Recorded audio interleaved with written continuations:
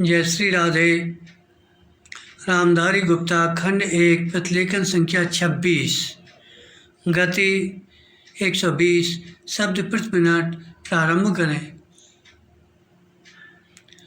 सभापति महोदय, खेती के बाद उद्योग का हमारे देश के आर्थिक जीवन में बड़ा प्रमुख और महत्वपूर्ण स्थान है।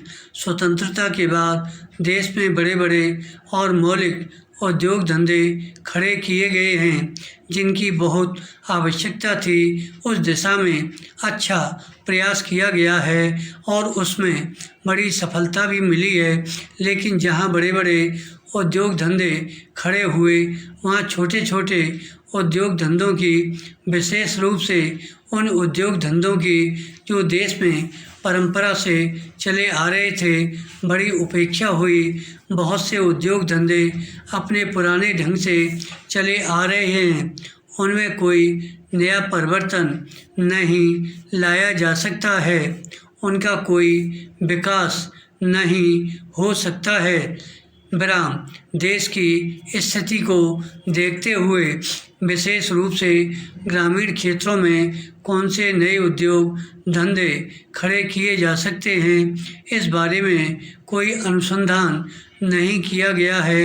खादी और ग्रामोद्योग स्थापित किया गया, उसने खादी और कुछ ग्रामीण उद्योग धंधों को लिया, लेकिन उसकी भी कुछ सीमाएं हैं। विराम पैरा बहुत से उद्योग धंधे ऐसे हैं जिनको प्रोत्साहन दिया जाना चाहिए था, लेकिन प्रोत्साहन देना तो दूर रहा, ऐसी नीति अपनाई गई कि उनके काम में बाधा पैदा हुई और उनमें बहुत से टूट गए।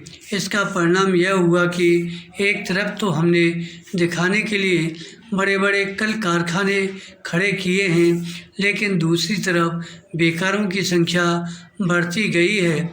आज यह समस्या एक भीषण रूप में हमारे सामने आई है। यदि हम छोटे छोटे उद्योग धंधों को, विशेष रूप से कृषि से संबंधित उद्योग धंधों को बड़े बड़े शहरों में नहीं, दूर दूर ग्रामीण क्षेत्रों में नहीं फैलाते हैं, तो इसके दो दुष्परिणाम होंगे।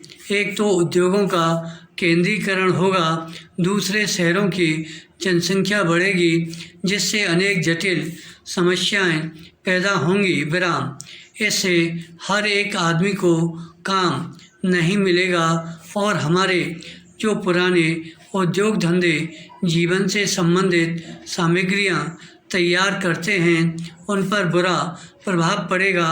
लेकिन सरकार की ऐसी नीति रही है कि उनमें से बहुत से उद्योग धंधे समाप्त होते जा रहे हैं, जिसका परिणाम यह है कि इस उद्योग में लगे हुए आदमी बेकार हो रहे हैं। मैं चाहूँगा कि सरकार ऐसे उद्योग धंधों को अधिक प्रोत्साहन देने का प्रयत्न करे। इस प्रयत्न के लिए हम इस मौके पर सरकार का समर्थन देशभक्ति की भावनाओं से करते हैं। धन्यवाद।